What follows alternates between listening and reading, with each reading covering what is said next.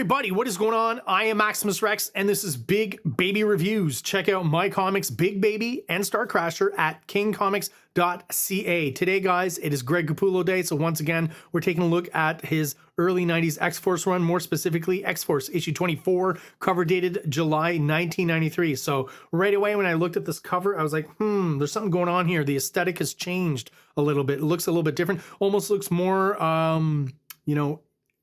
like an image book, really. And so I took a quick gander at the signature. It's still Greg Capullo, but I noticed right away, inker has changed here, at least on the cover, and we've got Joe Bennett. Surprise, he's also going to be the inker on the inside. Kind of disappointed in that I thought that what Greg Capullo and Harry Candelario were doing, he was this inker on Quasar and on X-Force. They've been working together for a while there, and they'd really created an aesthetic that really worked with Greg Capullo's style. Looked really good to me, and it fit into kind of that 90s aesthetic, but it was his own thing as well. It's like they kind of started off emulating that style and then kind of created their own thing. And unfortunately, it's going to be kind of just start over here because still got the great Greg Capullo pencils underneath, but on top we've got the Joe Bennett inking, which is much more in line with the Jim Lee Wildstorm Homage Studios kind of look to inking and hatching. And unfortunately, to me, maybe not quite on the level of something that Scott Williams would do over top of Jim Lee, but almost like that look of the second stringers working at Wildstorm Studios, like Joe Bennett would be for a while until he developed really into his own, into a super awesome style. And he's a great artist. But at this point here, he's still kind of just trying to emulate the Wildstorm look. And not quite sure it works right away quite as well as it will later on. I feel like he gets a grasp on it pretty quickly, though, within this issue and how to do it on Greg Capullo.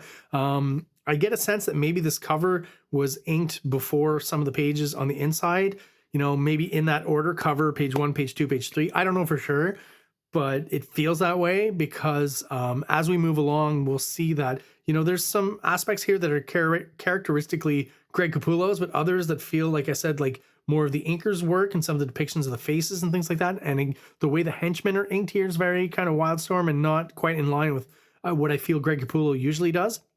But as we go through the issue, we'll see kind of the inker getting more and more comfortable inking over Capullo style. And near the end, I feel like the synergy is kind of already there and it's looking pretty good, although I don't feel it's quite at the level of the previous collaboration between Capullo and Candelario. Sorry, every time I say his name, I feel I just kind of have to put that accent spin on it. I apologize for that. Pretty good cover overall, though dynamically, characters in action, is what we've come to expect from X-Force. And let's crack her open, have a look inside. So right away, if you look at this first page and I didn't know that Greg Capullo drew this page, I could assume that, again, some Wildstorm artist did it. Look at the inking and the hatching and the way it is. It's very much in that vein of the Scott Williams kind of Whilce Portacio inking. Even the character here, again, I've talked about this before with different inkers and inkers who have different styles. You'll start to notice the difference more so not in the close-up shots, but in further away shots and mid shots where more of kind of, there's a bit more guesswork, I guess, maybe on the part of the inker. Maybe the artist threw in less detail, and that's, in a pose like this to me looks like a Wildstorm book. I don't see a lot of Greg Capullo in this. I think it's probably good that this first sequence kind of doesn't focus on the familiar characters of X-Force, where, again, maybe it gives the inker time to kind of adjust to Greg Capullo's style and become a little more, true to what he's putting down. And again, on these first few pages, man, this book, to me, just looks like a Wildstorm image book, like, Stormwatch or something like that. And basically this is kind of a hijacking of two prisoners. Or at least that's what it seems to be, who are revealed to be Rusty and this other character. They only give us her name, Sally Blevins. So those of you who know about the New Mutants, you can tell me who that is in the comments. I forget what her code name is as a New Mutant, but she was, I think, around right when Rob Liefeld jumped onto New Mutants, and he got rid of two characters. And these are, he got rid of a bunch of characters, but these are the two of the bunch that were in there. Greg Capullo once pulling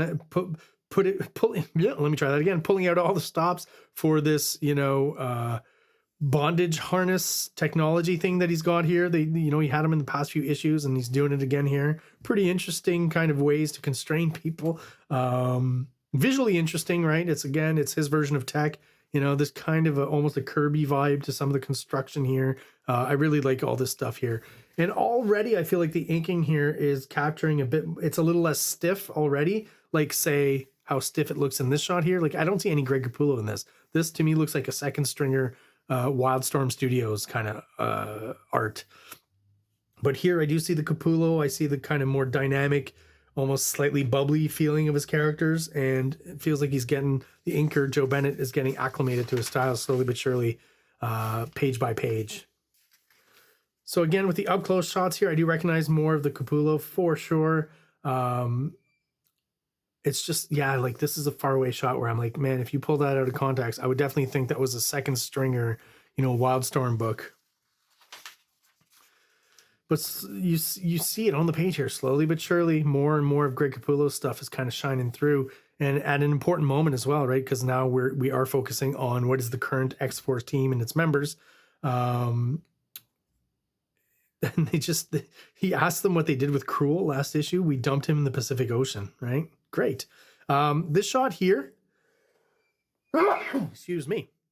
This shot here is a shot that Greg Capullo uses a lot all throughout his career. I've seen it in Spawn. I've seen it in Batman stuff. You know, again, change the inking a little bit, but, you know, this just shows you how solid of an artist he was right from the beginning. I've talked about this before. You know, his draftsmanship, his compositional skills, it really just depends on what aesthetic you throw on top there. And, of course, the aesthetic here versus the previous inker, Candelario, and then what it's going to look like on Spawn, vastly different. But the compositional skills, the layout skills, the storytelling, already all there. Great down shot of our X-Force characters here. I've talked about how hard those down shots are to draw, and that kind of foreshortened perspective from the top does a great job of it here. I'm happy to see Boom Boom back in her costume. She's one of the redesigned costumes by Greg Capullo. I think is pretty successful.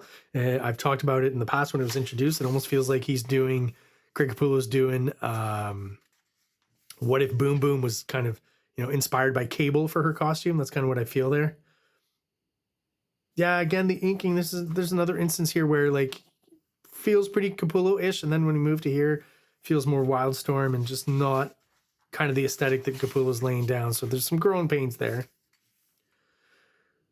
This shot I thought was funny of Grizzly just holding Domino back here and her just kicking in the air. Like I just imagine her kind of flailing in her legs. It's just kind of a funny pose and a funny image there. Vanessa's always, I think I've mentioned this before, she's got just weird eyes. They're a little too far apart or something. I was wondering if that was just bad art, but no, that definitely seems to be a trait of the character. Some great expressions from Capullo here that are shining through. And this is about the moment where I start to see Capullo shine through a bit more, the inks. And we can tell again that the inker is becoming more and more comfortable inking over him and moving away from that kind of more angular, kind of flat, more stiff kind of look to the Wildstorm stuff. This page, I was reminded of Quasar. I was like, man, this is probably a page, you know, when Capullo got to the plot and he was reading the plot and what he has to draw, he's like, oh man, this page is going to be a blast, right? Back to the cosmic stuff. You can get through it really quickly and just do a lot of kind of abstract stuff, but he does it really well, right? The sun rising on the earth, this character with some kind of energy emanation coming out of his hand and the big explosion. He's at the center of it. Just all of this works really well. And it's pretty much a silent page, right? Except for the narration telling you that you're in space, right? Like as if it's even needed. This was interesting. I remember this.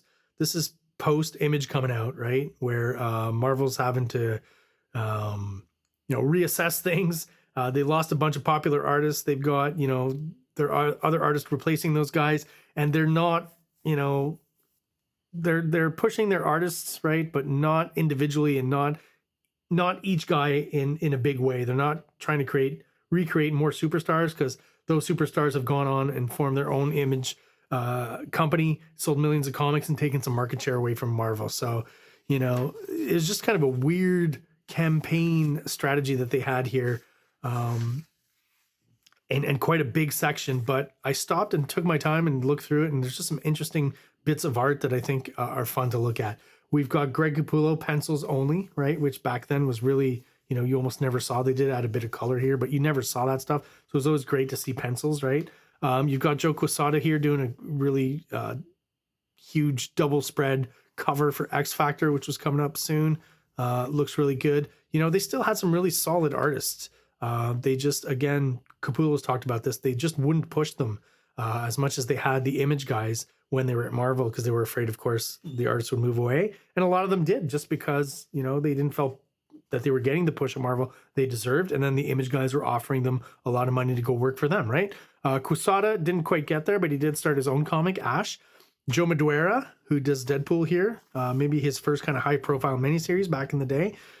He moved on to Image at some point. Art Thibert in French, moved on to Image eventually, doing some inking and doing his own series, Black and White. Mark Teixeira eventually went there as well. So, you know, I don't think that strategy really worked for them, for Marvel, in helping to keep these artists, and these really good artists, at doing their books. Quesada, he did the design for this character, right? Not one of his better ones, to be honest. I think this is Jan Duursema. Yeah, there's a signature. Who, you know, I've seen his art, maybe kind of not as well known as he should be. A pretty solid artist, maybe a little bit undervalued. Here we've got Joe Bennett here, which I was surprised when I saw this. Not quite as Jim Lee as I would have thought his art was. At least at this time. I don't know, it's because he's depicting one of the Sentinels here, and there's more technology involved and almost like a manga vibe to how he's depicted it. But that's just, I was very surprised to see that from early Joe Bennett. Really cool illustration. Pretty sure this is Andy Kubert, kind of a rough cover sketch, obviously. This definitely is Andy Kubert, right? And this is the days when those guys, again, with Capullo replacing on all the X books, somewhat emulating that Jim Lee vibe to a certain extent in the Rob Liefeld stuff, and then eventually moving in, well, back into their own style, I guess, for the Kubert brothers. And Capullo just, you know, again, kind of varies through his style here from Quasar to X-Force to Spawn. I was surprised by this, Dwayne Turner, right? But I remember seeing some books from like the late 80s by Dwayne Turner, and he had a completely different style, which was much more realistic, illustrative, much more in the vein of Neil Adams. So I think we're getting a bit more of this, but he's kind of in a transition period too here. So eventually it's going to lead to some of the stuff that I really like that he did for Spawn. I know a lot of people don't like it, but that, man, what was that second Spawn series called? The name escapes me now, but that first kind of 4-part storyline he did in Curse of the Spawn. Dwayne Turner's art on that series is stellar. I know a lot of people, again, criticize that series, but I think it's at least visually, it's great. It's kind of too dark for dark's sake, I guess. So if you're not into that, that's not for you, but it was, I remember reading that first, you know, storyline and going, man, this is about as far as you can go when it comes to horror and the grotesque and torture and all that stuff. It was pretty intense, and the artwork was just amazing. More Teixeira, Kent Williams here. So these ads back in the day I kind of ignored and wasn't really into, because I was really into the Image stuff, but then going back now I'm realizing a lot of, again, very awesome, talented artists all throughout.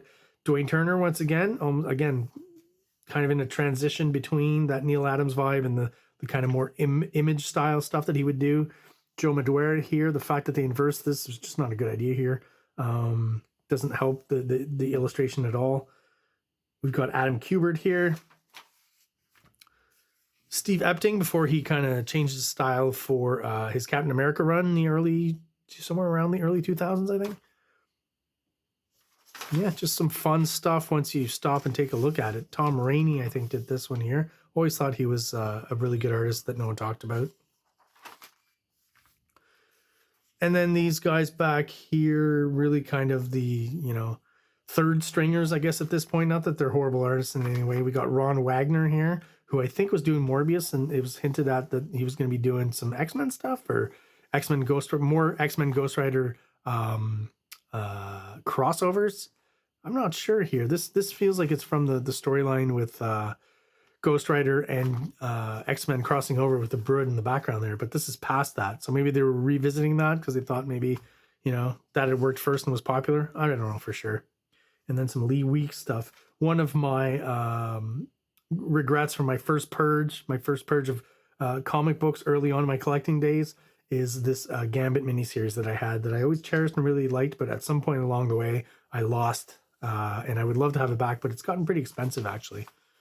Not super expensive, but, you know, not cheap. Yeah, so I was always pretty surprised at how much real estate Marvel was given to their advertising push for the next batch of books and stuff. But again, in light of the image takeover of the industry, it makes sense. Here's a great bit of inking here. Once again, Capullo giving us, you know, some cool tech here. What it exactly is it a ship? It's a piece of gray Malkin. Oh yes, from earlier in the storyline here a few issues ago. Yeah, just the inking really serves the art well here. Very intricate, very detailed. This shot here is very illustrative. I like just the reflective detail in there is really cool. The hatching on the face, really well done. And here's the page where I was really convinced that, you know, Joe Bennett actually is doing a pretty good job, because again, we really get the kinetic feeling, the motion that Greg Capullo is just really adept at instilling in his characters.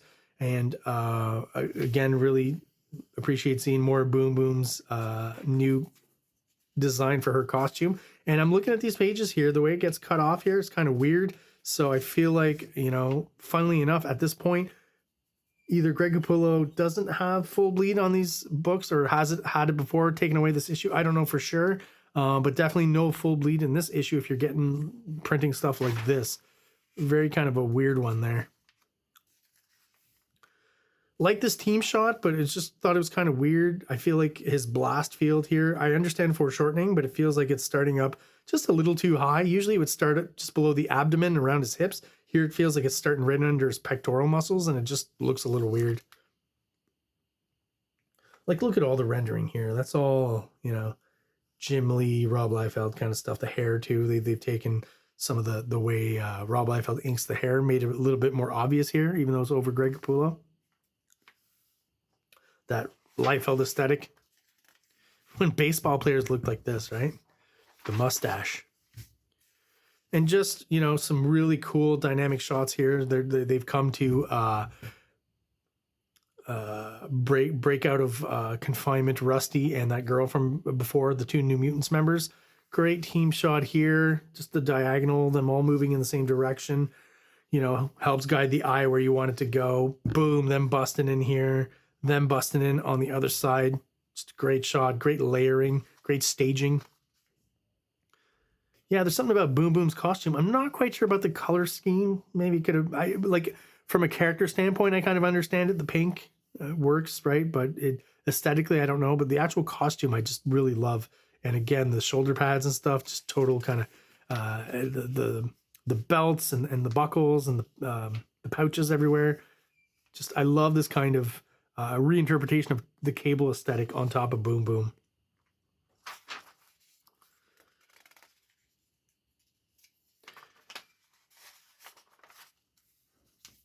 Yeah, again, the inking of these guys, like, and also when you leave a highlight like that, to choose a fairly dark blue, I think doesn't work quite as well as it should. So a light blue or a light color here would work better to have that pop out. We lose a bit of kind of the overlapping of the characters, although it's great to see Warpath just have like 5 guys, you know, stacked on his back there.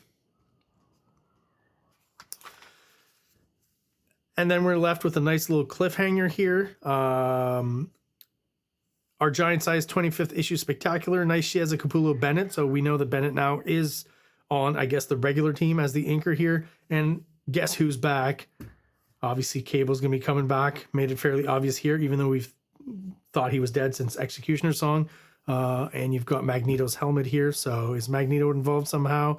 I think he is, if I remember correctly, the next crossover. So basically, you know, Cable's been gone for almost a year from one summer crossover event, Executioner's Song, to the next one, which ties into X-Force 25, I think. And I forget the name of it, but I feel like it's the one where Wolverine finally has his skeleton pulled out, the adamantium pulled out of his body by Magneto. Because we'd always kind of wondered, well, if Magneto controls metal, couldn't he just do that? At some point he did, in the 90s, of course. It would have to have happened in the 90s. So we'll find out, I guess, next issue if I'm right with all my predictions there. But overall, interesting book art-wise, just to once again see a new inker jump on, kind of go through some growing pains, but fairly quickly do something that works really well. And again, really does feel a little bit one slight step closer to the image style that's, you know, all the rage at that time, which makes sense. I'm pretty sure the editors were literally asking them to do that. So Greg Capullo was doing what he was told on this, and even, you know, having to work under those constraints, does a really good job on the art here. And I think the combination of these two guys, while different than what we had before with Candelario, is pretty awesome, and I really enjoyed it. So there you go, guys. That is it for my review of X-Force issue number 24. If you are still watching the channel and you are subscribed, thank you so much for your loyalty and all your support. I really do appreciate it. If you're watching but you're not subscribed, please do so below. It only takes a quick second for you, and it really helps the channel out, helps us grow, and it helps get us out there to other people who are into comic books just like we are. And speaking of comic books, I make my own. You can check them out at KINGCOMICS.CA. I've got Big Baby and my psychedelic sci-fi adventure one-shot STARCRASHER. So again, guys, thank you for watching. I really do appreciate it, and have yourselves an awesome day. Like, subscribe, like, subscribe.